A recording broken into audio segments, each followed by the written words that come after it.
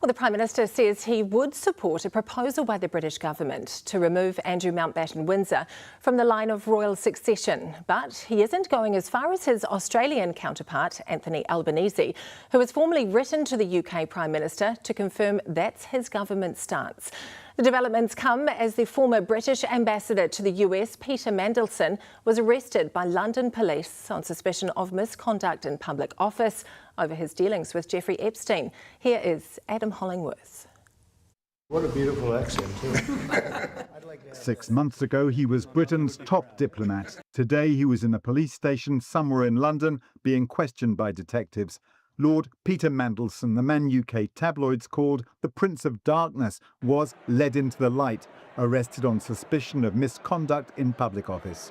That offence carries a maximum sentence of life behind bars. The 72-year-old is accused of passing on information, market-sensitive government material, back when he was business secretary to the paedophile financier Jeffrey Epstein. This is the defining moment of Keir Starmer's premiership. Watching the man who he appointed to the highest position in our diplomatic service getting arrested by police, I think is an image that's going to stay with all of us for many, many years to come.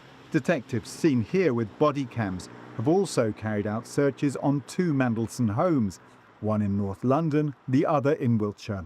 After hours of questioning into the night, Mandelson was released on bail pending further investigation about 3 hours ago.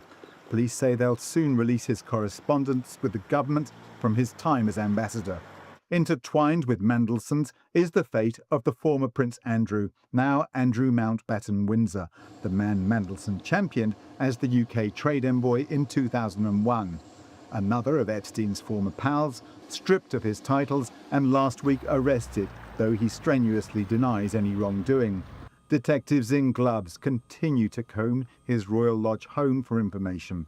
For his first 23 years, the King's brother was second in line to the throne. Now he's 8th, but his removal from the line of succession would need the agreement of all 14 realms in the Commonwealth, including Australia and us. Seizing the moment, the Australian Prime Minister preemptively wrote to the British Prime Minister, saying his government would agree to any proposal to remove Andrew from the line of royal succession.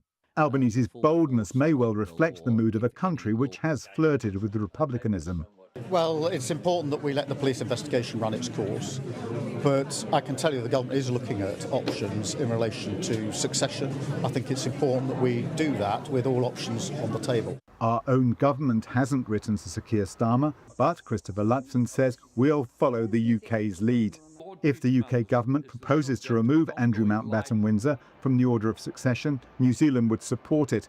The UK government has said any proposals would come after the police investigation concludes.